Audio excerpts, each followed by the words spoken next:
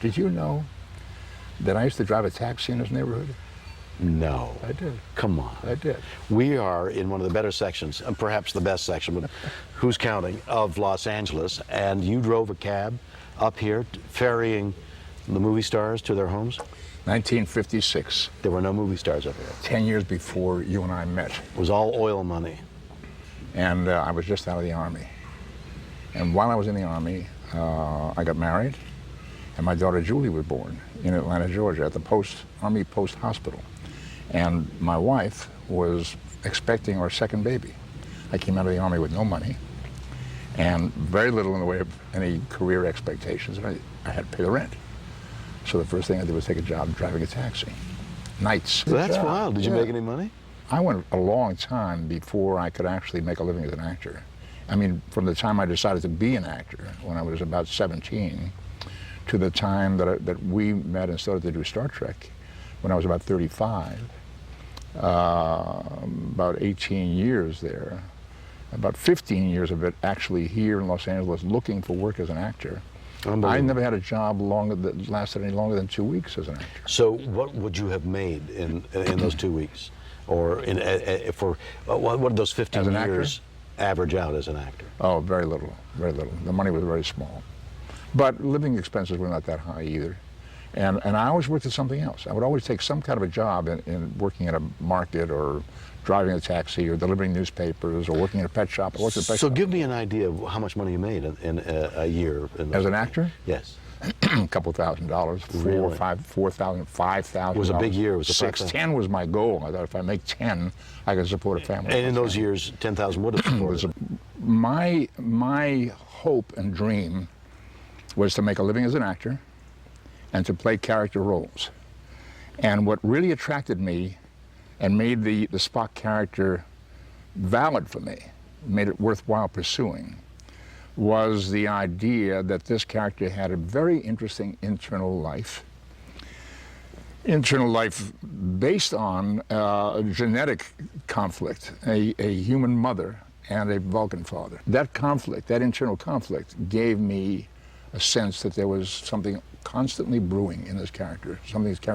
This character was constantly working on himself in some way, was constantly conscious of this internal struggle, and therefore was alive. I think we all have these internal struggles. I think young people go through periods where they're trying to figure out how to balance the right brain versus the left, how to balance their logic and the things that must get done and that are real versus their emotions, which may or may not be based on reality. I understand all that. So it gave me a life. You brought your art right to this part. Well, that's a nice way of putting it. Well, no, it's true. I agree. It's absolutely true. Yeah, and a certain amount of craft. No, not a certain amount. You brought a great deal of craft and a great deal of art to the part of Mr. Spock. Right. But you still can't get past the fact that what we all were performing in was, a series, it was cartoonish. Now we get to that. Now, you're absolutely right. So when they say Spock, Mr. Spock, it's not, hey, loved your Hamlet. No. Okay? So it doesn't fit with the picture you wanted to paint. No, so there was a constant struggle to keep the focus on the dignity of the work, and there was a constant concern that the work should not be seen as frivolous and silly. Mm-hmm. That's exactly right. So how do you deal with people saying, "Hey, where's your pointed ears?" Right. That would destroy it. Painful. Yeah. You've touched on something I had forgotten about. That struggle to keep the show, the characters, our work focused in an area that could be taken seriously and not be seen silly and frivolous. And you remind me of the quintessential demonstration of that struggle. We were doing a press conference maybe a month before the airing of the first show. The press had never seen our show. And each of us were assigned a group of reporters, and we moved from one to the other to answer questions. And they were putting questions to me like, what's the show about and what's the character you play, and you play a character with pointed ears and he's from another planet, and yeah, but you got to understand, we're doing really interesting stories. We're doing stories about overpopulation. We're doing stories about racial issues. We're doing stories about the ecology. We're doing stories about loyalty and brotherhood and helping each other and that sort of thing. But you play a character with pointed ears, yes, but this is a very interesting character, very intelligent, a great dignity, great sense of himself as a person, and a functional person, of a scientist, bright man, you know, and so forth. Okay, so the next day, you and I are playing a scene on stage that's being filmed, and this group of reporters are brought in to watch us film the scene. And the scene has me lying on the bed in sick bay, and I'm laying there prostrate, green blood dripping from my forehead. You come rushing in and say, "What happened, Spock?" I say, "Captain, the monster attacked me."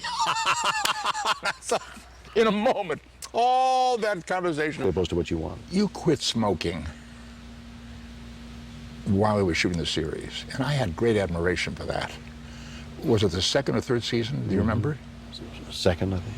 You just quit. And I remember there were times when you were desperate because the nicotine wasn't out of your system, and your body was craving that nicotine. I remember one time that we finished shooting a scene, and you walked out the door off the set into another part of the stage, and I heard you yelling, "I want a cigarette!" I thought, he's fighting that demon. Fighting that demon. And you did it. I didn't do it until 20 years later. I remember that? You remember that? I do remember that. Why did you decide to do that?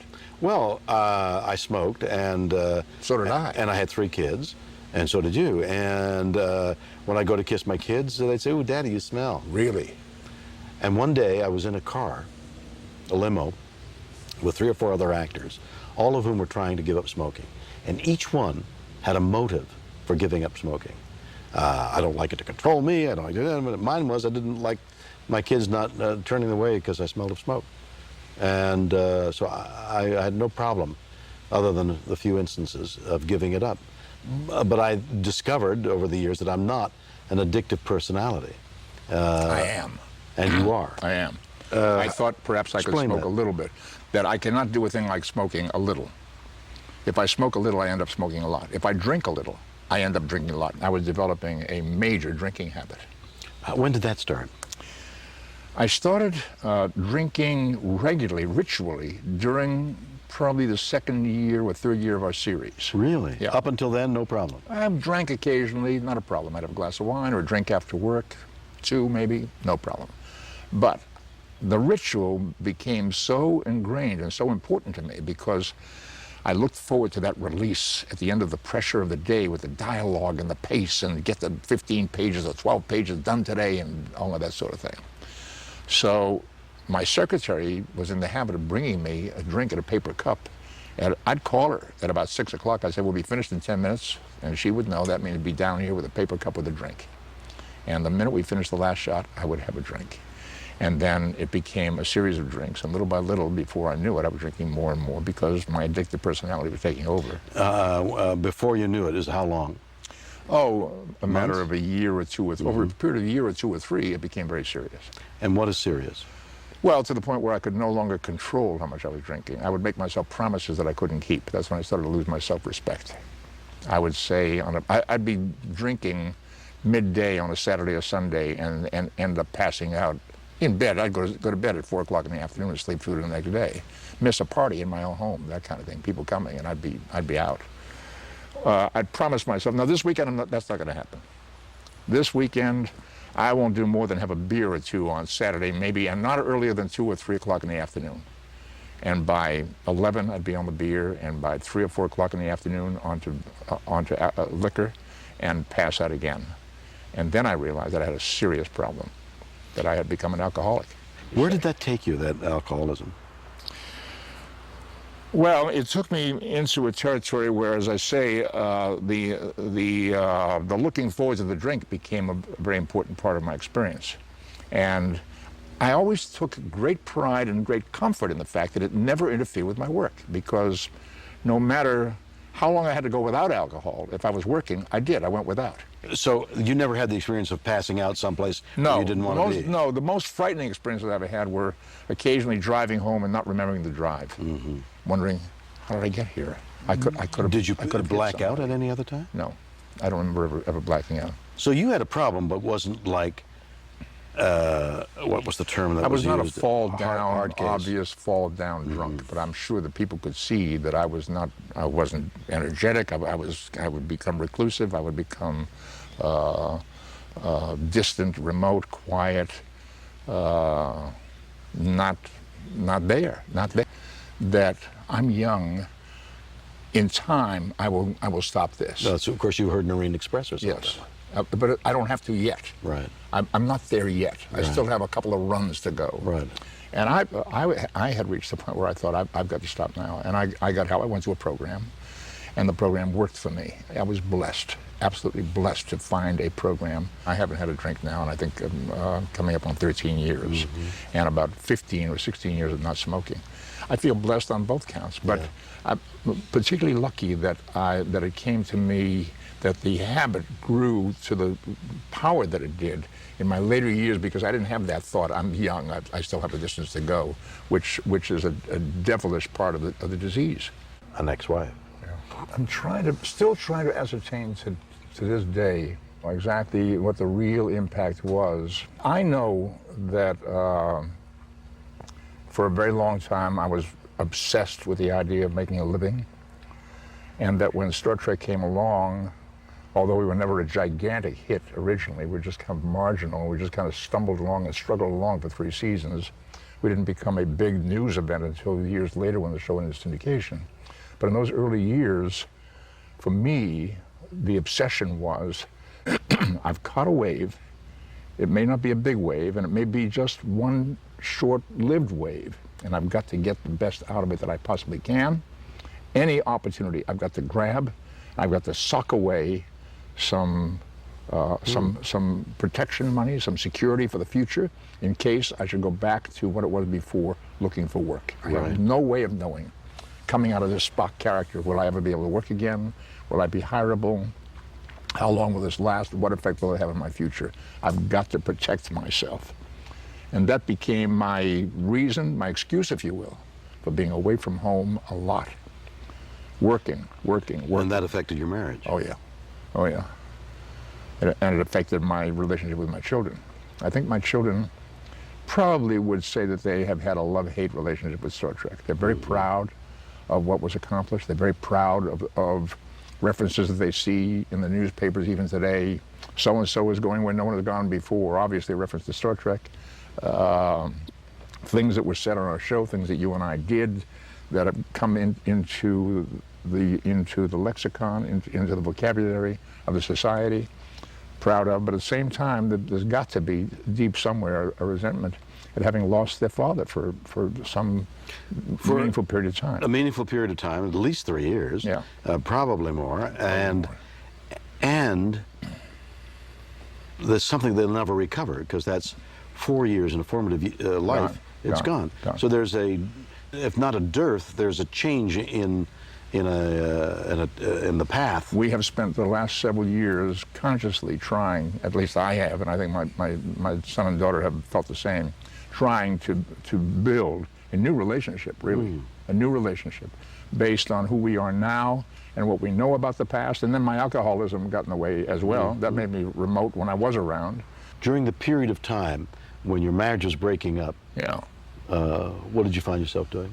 My marriage broke up in the late 80s, mid to late 80s, and with hardly any lapse of time, I began to see the lady who is now my wife, who I dearly love and have a great relationship with and have had a wonderful, coming up to 13 years with. I still mourn the loss of the idea of the great first marriage. It was part of our generation to have a marriage that lasted and lasted and lasted. And I stayed 33 years. Did you stay too long? Yeah, I think so. And I really don't know why, except it was traditional. No, it was part of our... It was traditional. We were programmed. Yeah, exactly. It was programming. I was concerned about the kids. Finally, I thought, well, they're old enough now that we can deal with this. And in a way, to some degree, I was wrong.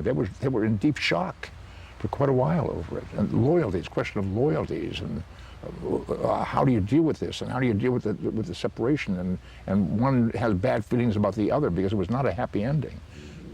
Then you come to success. Look at this. Look at this place. This is material success. Yeah. But in addition to that, you and your wife are so happily married. Peace, serenity. You know, I would think that's your search. I sometimes think I finally got my reward, for the tough times. I really do. I feel rewarded for the tough times. And I used to make promises to myself. If I ever make it, if I ever make a living, if I ever become solid, if I ever become, I will do this and I will do that. Well, what's this and that? Well, I mean, become a substantial member of the community, become philanthropic, become helpful to other people. And we try to do that all the time now. Yes, I know you do. I feel greatly blessed. So you've reached a serenity. Yeah.